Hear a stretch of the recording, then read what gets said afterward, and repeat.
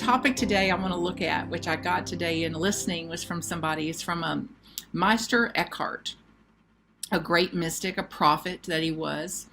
Coined a phrase or used a term of portable solitude.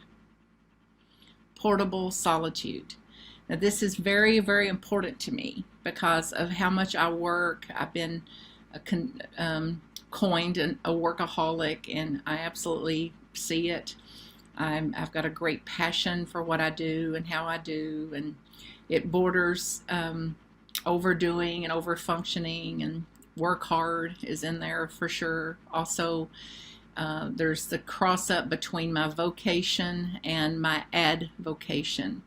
So there's very little I do that feels like work, and I'm very blessed by that, and that I'm going to continue as long as I can, or until I'm called to do something else, or I'm put over to do something else, which could be true. And I know that I couldn't work at the bandwidth I work and at the rate and pace and velocity that I work if I hadn't found a way to rest while I work. And that's my term for it, to work at rest. And this, I believe this is similar, a portable solitude. So Meister Eckhart, this mystic and prophet, said it. He had a great value, honored solitude. And he also challenged us, and still today, I'm challenging me, and hopefully you to think about it differently. So from his writing, I'm quoting now, spirituality is not to be learned by flight from the world. Spirituality is not to be learned by flight from the world, by running away from things, or by turning solitary and going apart from the world. Rather, we must learn an inner solitude wherever or with whomsoever we may be. We must learn an inner solitude wherever we are, with whomsoever we're with, whoever we may be with. We must learn, quoting again, we must learn to penetrate things. We must learn to penetrate things and to find God there. End of quote. So get a sense of finding God in all things. So, God didn't move. And if God is creator of all things, Alpha and Omega, then who's hiding? Where are you going to look? So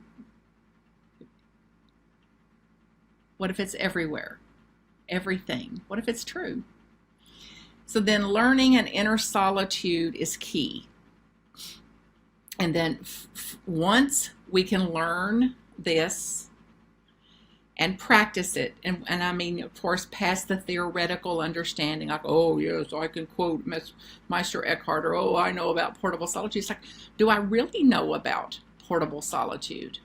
That it's something then that it can be with us wherever we go. Therefore, even in the busyness, even when our busy lives would protest it, even when this know-it-all, egoic constructs, mental constructs, and old world views and paradigms and structures of knowing would say, oh, I don't have time. I don't have time. That's for Sunday. That's for the Sabbath. I'll do that after. I'll do that if. I'll do that when.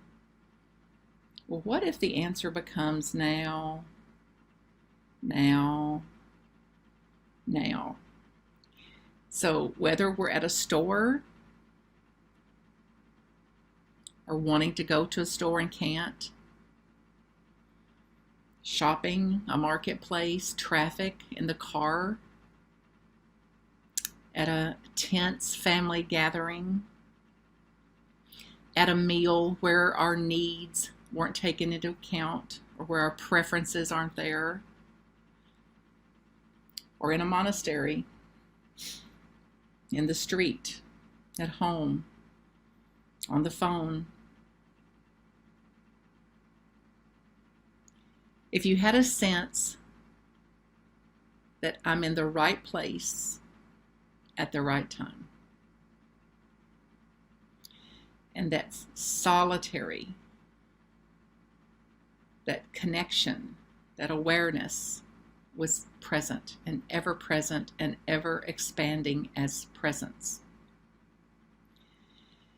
So this then calls me again, hopefully you, to learn the art of letting go. Again, let it go, let it go, let it go, let it go, let it be, letting it be. So how would you describe your inner solitude? How do you know when you're in that place, when you're in alignment, at one-ment, in atonement, clear, allowing,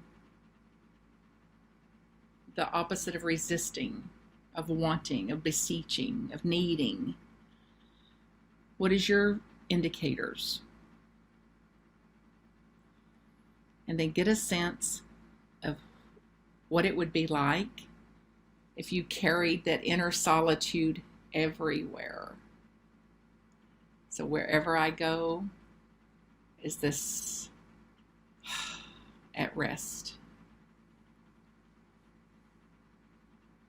And then from that at rest, it doesn't take all these faculties to try to keep all those balls in the air, juggling 12 big balls, versus then that sense of the creativity that would be opened up, the creativity that could be accessed. So this also, applies to the classic teaching, and I've heard it over the years. I'm sure some of you may have, any of you named Martha. Martha, Martha, thou art busy with many things. So this is from the teachings, Jesus' teachings, and the story of Mary and Martha in the Gospels. When Jesus came to visit them, Mary and Martha's sisters, and Mary stayed in the living room listening to Jesus while Martha worked like a dog. Worked, W-O-R-K, worked, to prepare a meal to feed everybody. So she's in the kitchen. So the traditional, at least some of the traditional interpretations of this story, is that Mary chose better. Yay, Mary.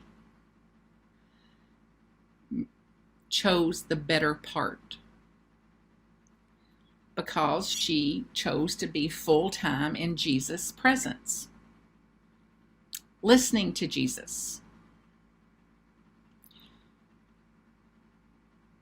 while Martha was busy,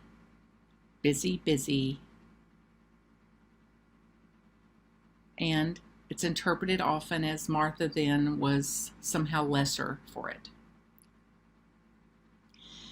But I believe this quote, and of course I get to make it up, and you do too. This Meister Eckhart encourages us to look radically at a new interpretation. Boldly at a radical new interpretation. That Mary was the immature one. What? Spiritually speaking, because she could only do one thing at a time. Namely, listen to Jesus. And Martha was the mature one spiritually because she could both work and listen at the same time. So she could listen, not miss the teaching, be part of the teaching, receive the teaching, and still make a meal. So, as I said, I've been able to take some heat over this over time. And I don't know who's spiritually mature and who's not. I just know that if there wasn't a meal, even the calm, non-anxious, less anxious, spiritual types eventually are not all that calm and pleasant if there's not any food around. So think about you when you're hungry, hangry, and that what you'll do if anybody stands between you and a piece of fruit or a sandwich. So what if it's true that this calls us to be the teaching and to live from the teaching instead of hear the teaching, and to be able maybe to do two things at once and not lose our solitude, our connection, our awareness. In another instance of this, I sit, some of you know, I'm trained and sit in a meditation practice and process called Vipassana. Vipassana. So you can look it up at dharma.org if you want information about that. So it's 10 days, 9 nights, and 10 days of what's considered noble silence. So no speaking, no reading, no electronics, an inner journey, an hour, several hours a day, the majority of the day, in seated meditation, and with simple meals that are prepared. So no conversing, no talking, no looking anybody in the eye, no real connecting to anything on the external. And for some of you are going, whoa, I want to do that. Oh my goodness, that sounds like heaven. Others are going, oh, just get me a room in a psych ward somewhere. And so check it out if it's yours to do. So I was really, really tired once, really, really had overworked. It happens to be December 2012, and I remember well because it was the Birth 2012 event, and my beloved Barbara Marks Hubbard and her efforts to birth 2012 and the transformation of the consciousness. So I'd set up and facilitated this huge event in Louisville, Kentucky that went 24 hours consecutive of music in the sanctuary, some type of teaching, various faith traditions, one after the other in our chapel area, and then drumming and dance and movement and other art forms in another area of the church. So all of this going on simultaneously. It was a beautiful, beautiful event. We fed 1,000 people without any money. People donated and volunteered, and it was a miracle beyond miracles. So I was awake for 40 some consecutive hours during that event and just before and after the event. So I was headed to, and it was Christmas was coming up, and I was with my family, and then I'm going to go sit in this Vipassana meditation for 10 days. And that was what I was counting on to do my renewing, to revitalize myself, to restore myself, to have a reprieve, and to really get in here and take a deep dive into my inner world and to meditate, to rest in solitude. And when I got there, some things had not gone as planned, and they said, Martha, we need you to staff this event. What? So that meant I'd be making meals for 100, mopping floors, moving chairs, washing dishes 3 times a day. Everything was fresh, chopping vegetables, pounds and pounds of rice, all vegetarian. And I actually didn't think I could do it. I was so tired, overworked, exhausted. And I heard a voice that said, what are you here for? And my answer was to meditate. I'm here to meditate, to be in silence. And it was to do it with my eyes open.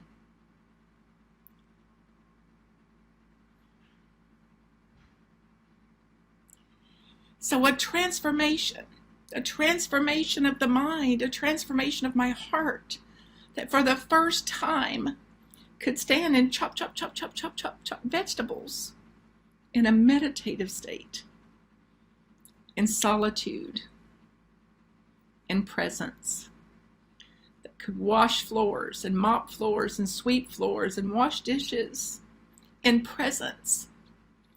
Portable solitude. So it's way past theory with me, and I'm ever grateful for that. That changed everything. That I don't have to be sitting on a cushion in a quiet place, dark, with my candles lit and my little open eye with you here at rest in very intense situations. Hospitals with my parents, death and dying, there with each of them. Presence, the potential of it, the grace of it, the mercy of it. So don't believe me, because until you have your own experience of this, it's just Martha's blah, blah, blah, more theory. So test it for yourself. So the lesson is clear that if we say yes to this and yes again and yes again, I can, you can, I think you can, to bring solitude with you even while working, especially when you're working. So this may look like a presence that's radical, shocking presence where you can have deep, deep listening skills. Contemplation is present. A contemplative presence while busy, while washing dishes, while making the meal, while doing laundry again, and laundry again, and sweeping those same floors. So then it's the difference of service is not service, and serving and doing is not in opposition to solitude. Different. So that one can do two things at once only when we have learned the right skill. I can do two things at once I have the skill of being at rest, being in solitude, presence, while working. And then therefore, work and the busyness of our life does not have to diminish contemplation or oppose it or restrict it. Work does not have that power. Then I can be at work and in contemplation, in full presence, fuller presence. And I believe, and maybe you do too, some of you believe that we're meant to incorporate our deep sense of presence, inner reference, an inner guidance system, a deep listening to our heart, to our integrity, into all of our work, into all of our relationships, into all of our externals. So then the inner work marries the outer work. Then I benefit from that joining, from that becoming from that wanting. So there's winning in the wanting. And then whatever benefits me, if you believe in quantum theory, whatever is good for this is good for the whole. So then I have contributed mightily to the evolution of consciousness, to the evolution of the planet, to the evolution of the species, to the transformation of the consciousness of the race, the species race. as I transform and renew the mind here. So think about it then. How will you bring solitude in expression? Portable solitude. Godspeed. Godspeed as you awaken, as you apply, as you learn and unlearn. I lift you up. I love you. I bless you. And I bow to your practice and to your persistence and to your uncommon motivation to be the ones and to be the one with this one toward wanting for all. Blessings. MarthaCreek.com to contact me.